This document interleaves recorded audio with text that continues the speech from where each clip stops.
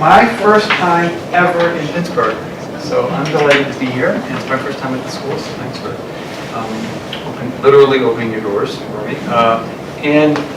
Let me start by saying a little bit about what is not going to happen in the next like 20 minutes. So what is not going to happen is I'm not in the classrooms, so I don't have like the lived experience of exactly what's happening in the classrooms.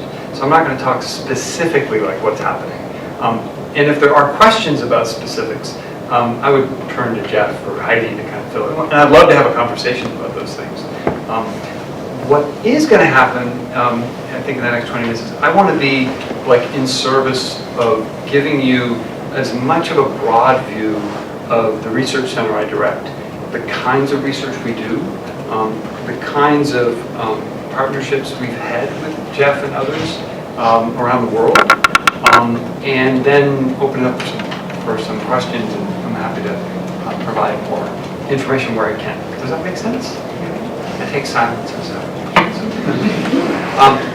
so let me say a little bit about what brings me into the conversation. So I grew up in rural Maine.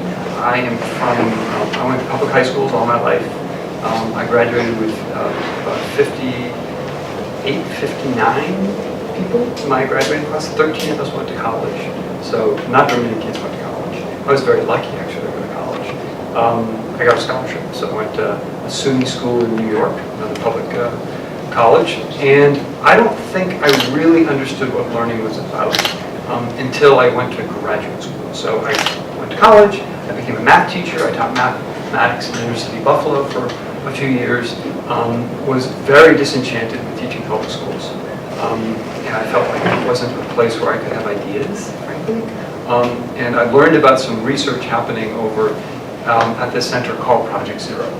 And I read some books. I got kind of enamored by the research there. And I naively decided I would go and try to find a job with them. And that was 25 years ago. And I never left. And so I'm telling you this because what I am very much drawn to is helping myself understand, but also helping others understand what is learning. When we talk about learning, what do we mean by that? And that interest has been able to sort of blossom for over 2 decades of research at this research center, which I'll say more about. What also brings me into this room, and I think this is a more renewed, not so much an intellectual endeavor of learning, but a much more lived experience, is that I'm a parent. So I have a 10-year-old and an 8-year-old in public schools in Massachusetts. And I have sat in many of these chairs. In fact, just last week I was at a parents' meeting where someone was coming in and talking about this new STEM initiative at the kids' school.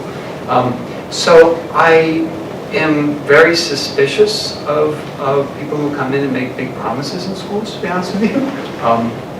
And I have lots of questions as a parent about how a school and a teacher and a community can provide the sorts of growth opportunities that are going to matter most to me. And to be very honest with you, I have a renewed sense of just the moral obligation as a researcher to this question of learning. As I see my 8 and my 10-year-old often disengaged in school, but engaged in media and learning a lot about the world in ways that I, quite frankly, never had to when I was 8 or 10 years old in rural Maine. It's quite confusing as a parent. And so, as a researcher, I have this intellectual kind of interest around learning. As a parent, I have a very lived sense of like, okay, how can I understand as much as I can about my kid's experience, and then how can I understand what's going on at school, and then have a conversation with the school, and advocate, and partner when necessary with the school. So those are kind of 2 streams that are bringing me into the dialogue. Let me say a little bit about Project Zero. Okay, so that's a little bit about me. Project Zero. It's probably the worst name for a research center I've ever encountered. I'll just name it. Not only because it's literally standing for nothing, but also Project Zero is a research center that survives entirely on grants. So we have to go to foundations, we go to NSF, we go to NEA, we exist only through research grants. And in the early years of Project Zero, it was really hard to get research grants because no one knew who we were, and the name Project Zero. In fact, I remember people telling the story in the early 70s about one foundation rejected it, saying we would never fund anyone called Project Zero. But it has grown in such a way that now we are the longest standing research center at Harvard University. We're celebrating our 50th anniversary this year. And although longevity I don't think is necessarily a good criteria for success, the impact the research has had over the 5 decades is it's quite radical in the field of education and psychology. So I'm just going to give you a broad overview of some of the essence of what we do at Project Zero. It's not totally clear. And there's some resources. If anyone wants to go to the website, you can see there's films about Project Zero. But Project Zero, in its inception, this was in 1967, was founded by a philosopher named Nelson Goodman, who was very much interested in cognition, thinking in the arts. So he's very interested in how do artists think when they're planning their craft and when they're doing their craft. So painters or poets or dancers or musicians.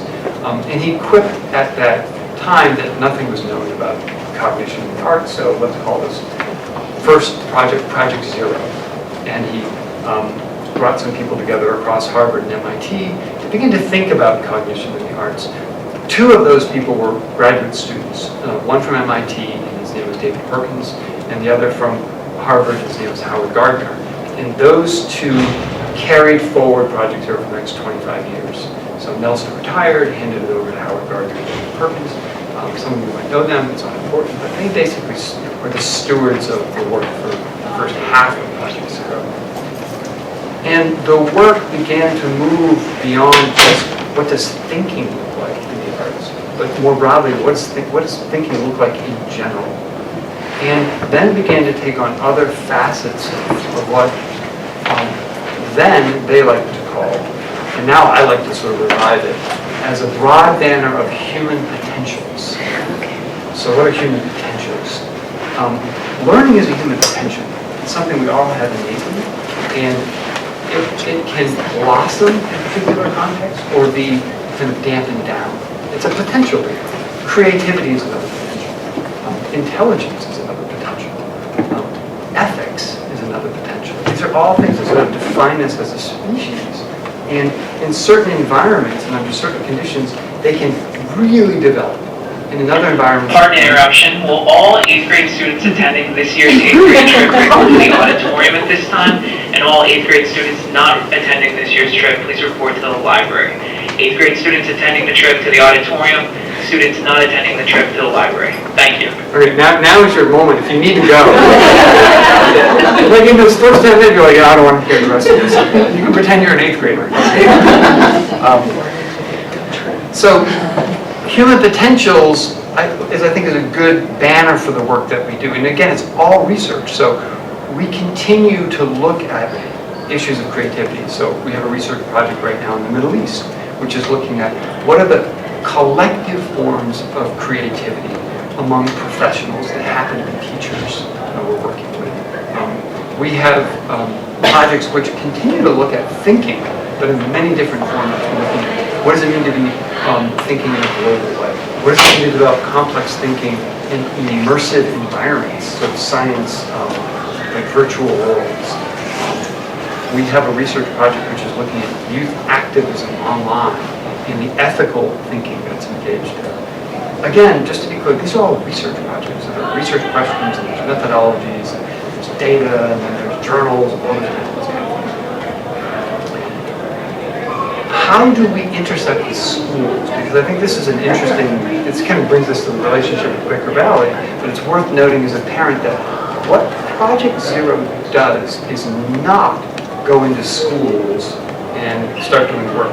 Some of the researchers do that, which is totally fine, but the Project Zero entity, we're a research center. We have 23 active research projects right now. What we try to do is find where in the world are communities or educators already using some of these ideas, and how can we help them develop those in their context? And that's very much the relationship that we have with the Quaker Valley School District, is that they became kind of familiar with some of the ideas around thinking, began to use them and share them, and then began to see, well, how else could we be involved? They were part of a research project called the Agency by Design Project, so there was some work happening here. And we began to intersect with other researchers in their work. As a center that were doing research, for the first half of our life, we kind of had a very agnostic view about how people used our ideas. And in the second half of our life as a researcher, we're taking more of a proactive stance. We want to help, whatever the contexts are, we want to help those contexts really develop, back to the word potentials, develop the potentials. So the relationship here, we have relationships in Washington, D.C., we're developing relationships in Houston and San Francisco, but also internationally, Melbourne, Australia, now in the Middle East, where we're trying to find ways that we could partner with those areas and help them. This conference is one of those ways to draw kind of global attention on the work that's happening here. Okay, let me give you a couple examples, just sort of provocative examples of what the research looks like outside of Quaker Valley, actually, but the research more generally around these potentials. And then I want to end with, as a parent, what might be some questions? Well, these are questions I ask as a parent, but also what might be some of my responsibilities as this work is happening in the community. Much of the work that we do as researchers is not laboratory work. And there are some lab studies we do, but that's actually not the most of what we do. Most of us at Project Zero, we're about 50 people. We believe that answers to questions of human potential can be illuminated most by studying them in contexts. So much of our work is collaborative work, on the ground, insights, working with humans, whether they be children or professionals. We're trying to understand what does creativity look like at this site, and how could it potentially grow. So here's one example. Right now we're in year 2 of a 5-year research project funded by the LEGO Foundation. I wanted to say it's not LEGO, it's the LEGO Foundation. It's a separate legal entity. We're not using any Legos. We're not plugging Legos in any way. The LEGO Foundation is interested in play, in playfulness. So we're working with a school, a rural school in Denmark, understanding culturally what does playfulness mean within this community through interviews and observations, and then what does it look like to create a school in which playfulness is at the center of the experience of schooling. And so we're in the early years of this 5-year project, where we're beginning now, we have a sense of what playfulness means in this particular cultural context, and we have some frameworks that we're testing. And now we're working with a school building curriculum and other kinds of practices around this notion of playfulness. We're about to enter a second phase of this project where the foundation is funding us to now look for a very different kind of setting. So we're working with 3 township schools in Johannesburg, South Africa, and understand what does playfulness, we know what playfulness looks like here in this school in Denmark. What does it look like in these township schools? And how could we compare these two very, very different cultural phenomena? The intent of all of our work is to illuminate some insights into some potential, in this case playfulness or creativity, so that the world can draw not only inspiration from it, but some new kinds of practices. So we're hoping the result of that work will be qualitative examples within these contexts, but then practices that other educators or schools could use. So that's one kind of example. I'm going to pause for 1 second, and I'm going to ask, is there something you would like me to speak to before I go into sort of a parental overview? I think we've had really good so far. You guys should really go downhill now? Yeah. Downhill means go bad. Okay, well let me say a little bit about Yeah, so as a parent, what would I be seeing in children who are in schools that are using some of our ideas or part of these research projects? Like, what would I be seeing? And then as a parent, what's my role in this work? A lot of the evidence that we use in our research project is, I think of three sorts in a way. One is attitudinal evidence. So let's say around learning. One of the things that you might see in children who are, say, in a school in Denmark or schools in South Africa or schools here perhaps, although I don't know specifically, is that there's an attitudinal shift around what does learning mean. For over 100 years now, the concept of learning has been a fairly static concept, and schools have been designed around that concept. And that static concept is that learning is about getting a lot of stuff in one's head. We call it the transmission model of learning. And a lot of the ways schools are designed and teachers' lives are designed is to do that thing and get a lot of stuff in people's heads. I'm not saying it's not important to have stuff in your head, actually. It's important to have stuff in your head and good stuff in your head. But the models that we know now about how we learn as humans are not just that. I mean, transmission is important, but it's not the only experience and processes that we need when we're learning. So we need practice and feedback, we need mistakes, we need all of these other kinds of inputs, not just transmission. So you might see your child or children suddenly start questioning, wait a minute, why do I need to know all these facts? I mean, is it just facts? Or what about, how do I apply these ideas? When will I ever use these things? That's a difficult set of questions for anyone to answer as a parent, but also a teacher. But part of the work, not just our work, but the work in the field of education over the last few decades has been to try to move the attitudes and belief systems around learning. Because we know a lot more about the psychology and now the neurobiology around learning. Another kind of thing that you might see happening with children is that they're looking for deeper conceptual insights, not just facts. So even if they say it's important to have stuff in my head, they might be looking for deeper kinds of patterns.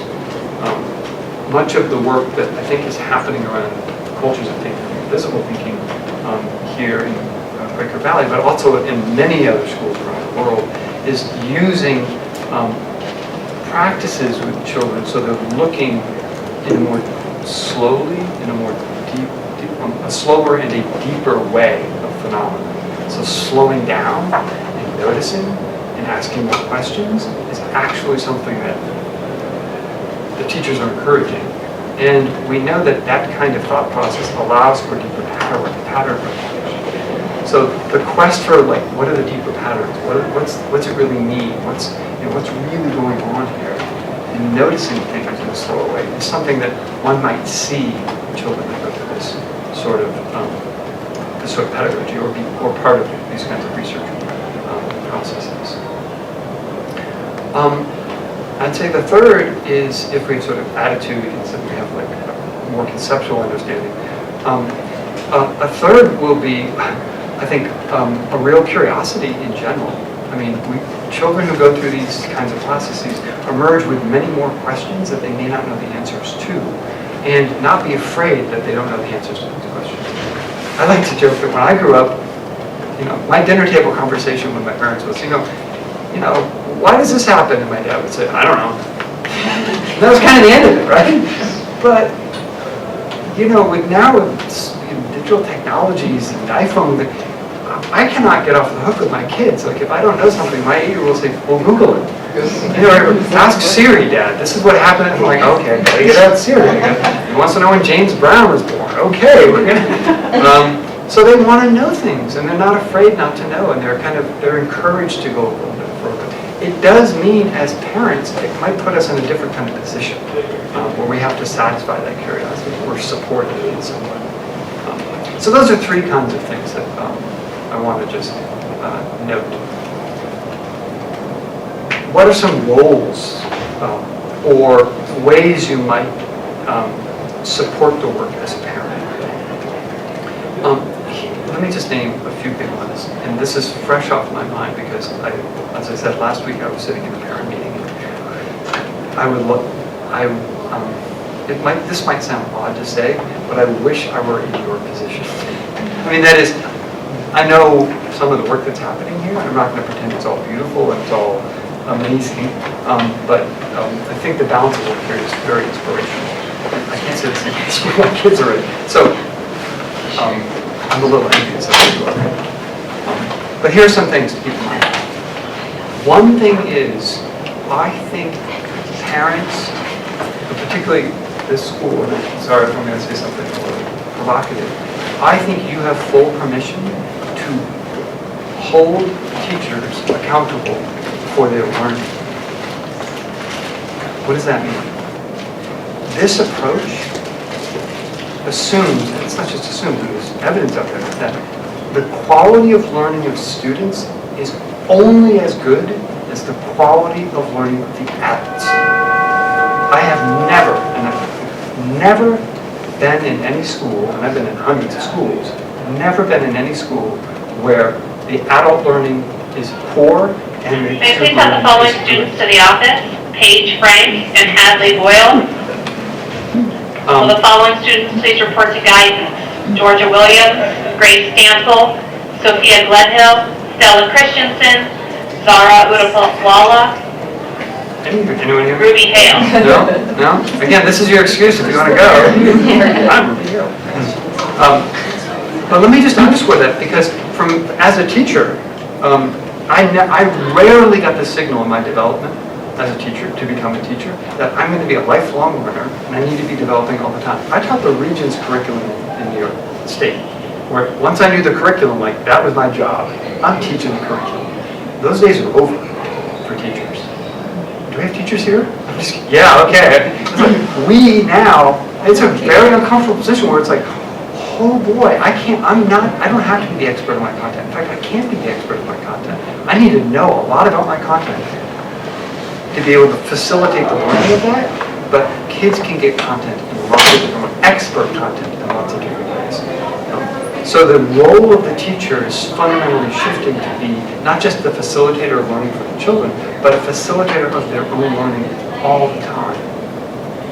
So as parents, you have the permission and the power to hold teachers accountable for their learning. The first question I ask, when I meet the new teachers of my kids, is I ask, so what are you learning this year? To the teacher, not my kids. Like, what are you working on? Like, what are you excited about? What are you curious about? What are the 3 things that you're going to try to do differently this year than you did last year? Because all of those are questions about their learning and their development. And if they can't answer those, that's a clue to me that probably the quality of learning is not going to be very good. So that's one thing I think that's one role to play. Another role to play is to know enough about some of the practices, so when you see them at home, you can reinforce them. The practices, and Jeff and Heidi can fill in some more details. One of the practices here is around thinking routines. You don't have to know what that means, but basically these are sets of questions that teachers use across disciplines and domains, where they're asking kids, what do you notice? What makes you say that? What does that make you think? So these are routines. And the idea is that to shift the culture of learning in a classroom, a place to start is to shift the quality of the questions that teachers engage kids with. This isn't a Project Zero idea, it's been around for decades.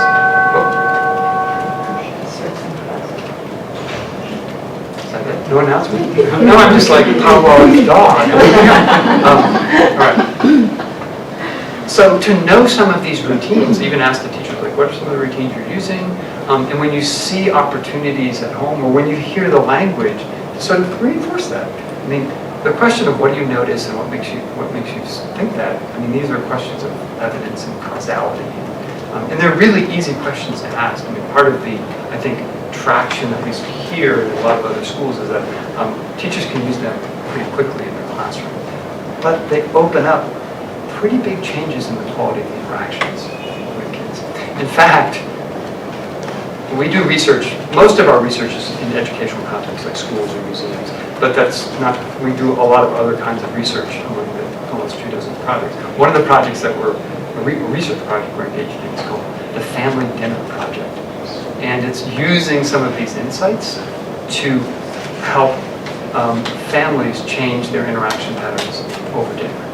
There's actually a lot of good research which shows that the quality of discourse at dinner is a predictor of a lot of outcomes for children, not just academic achievement, but wellness outcomes, self-esteem outcomes. So we're partnering with the United Way and others to work with families in disadvantaged and underserved communities about how do you have conversations with kids over dinner.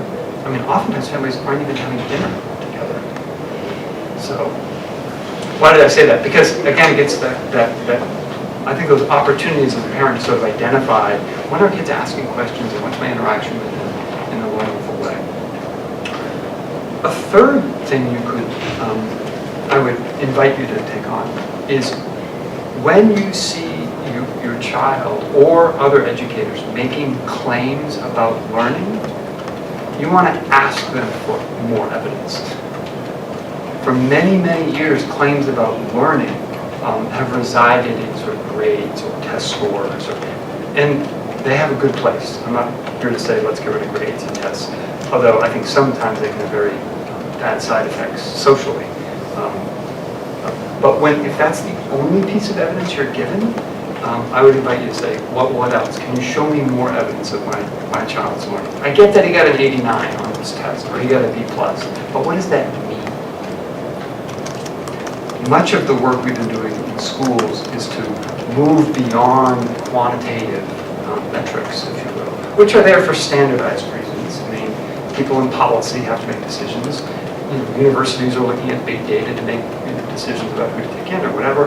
I'm not supporting those, I'm just naming those. But I'm here to tell you that learning as a phenomena is not a standardized, it's not a standardized experience. It's kind of like love or joy. I mean, these are human experiences, so that when you learn something and I learn something, our experiences are going to be importantly different. The processes will likely be different. Our experience of the knowledge will be different.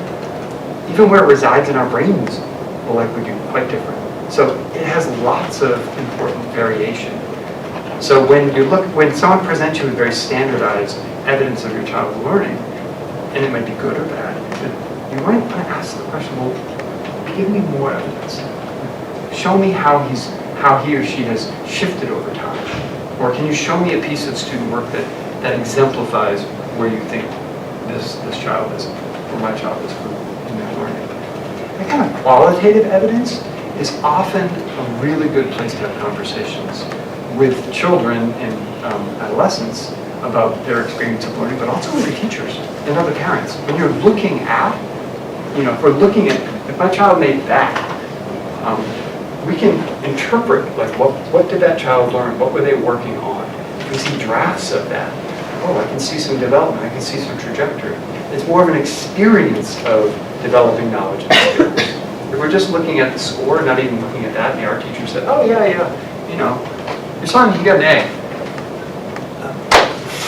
Not sure what that means as a parent, other than he got an A. So those are some things that I would invite you to consider as a parent. Let me say, though, that as a parent, I often feel completely overwhelmed, and sometimes you got to pick your moments about what you can really do. And I think understanding a little bit about the philosophy and the work here, and asking critical questions about how does it map, how is it different from my experience as a learner? How does it contrast with other approaches out there? How is it not replacing something, but how is it sort of synthesizing or adding to what we're doing? These are I think the questions we can ask as parents, but then understanding that we do have a role. I mean, most of what kids are going to learn, sorry, plug your ears, it's actually not going to be in school. I mean, most of what children are going to need to know about themselves as human beings is going to be as parents in that family unit. So understanding how do we fit within the ecology of the school, I think is a really important conversation. Okay, you can not plug yours Okay. Is there something you want me to say? Because I know we're live streaming for a while, but is there something you want me to speak to in the live stream before we open it up? Because I think once we go to Q&A, we're not going to be live streaming. Is that correct? Okay, I'm sorry, everyone out there. You know what, Dr. Einick? Yes. The board members had access to the curriculum tomorrow and all the course offerings. That was really helpful to talk about what is going to go on here in the building tomorrow, like the assessment. There were so many choices that the 500 people who are coming can come sit on. And I think that assessment piece is the one that keeps coming up because we all had grades unless we went to Haverford or Reed, but it's what we're all most familiar with. And I was happy to read as many different sections they could. To explain a little bit about what our teachers who are coming to learn more, become lifelong learners, are going to spend tomorrow doing. Do you want to say something? Yeah, I mean, just to speak directly Sit to, on the school. That's always one to do that. to speak directly to the assessment piece, I'll take it to a micro level of what our teachers are engaging in. And Daniel mentioned the Agency by Design project. And most specifically, we have a large group of teachers represented in all buildings that are looking to, at assessment specifically, thinking about what does learning look like, and how do I capture that, and how do I develop tools to measure that. So they're first thinking about this whole concept of measuring. And what we did was we engaged those teachers with what do you value most that your learners walk away with. So at the end of the year, you worked with these children for 10 months. And if they're only going to remember one thing, one big takeaway out of that class, what is it they're going to walk away with? And they come up with same things that you all came up with when you worked with Dr. Ondek. And we want them to be critical thinkers. We want them to be happy. We want them to see how they engage the world, materials exploration. How in a math class, we want them to be able to think like a mathematician. So once these teachers identify a core disposition or a mindset that they're really targeting, we then think about, well, how do you know, what does it look like? And we ask the teachers, what does curiosity actually look like? What does critical thinking look like? And that takes a while to go through that process because most of us have never really thought about that. Would you know curiosity is happening in your classroom if you saw it? And we go through that exploration.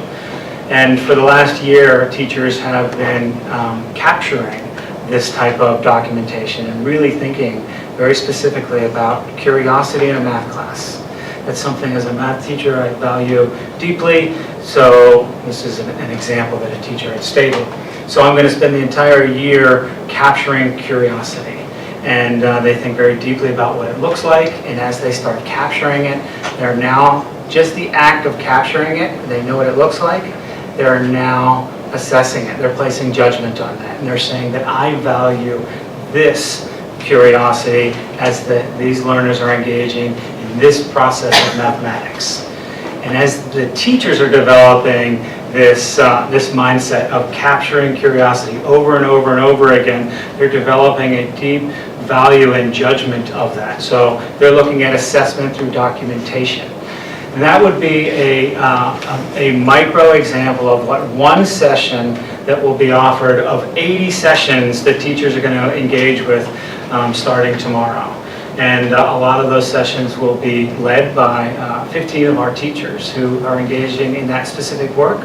We'll be facilitating sessions for an international audience.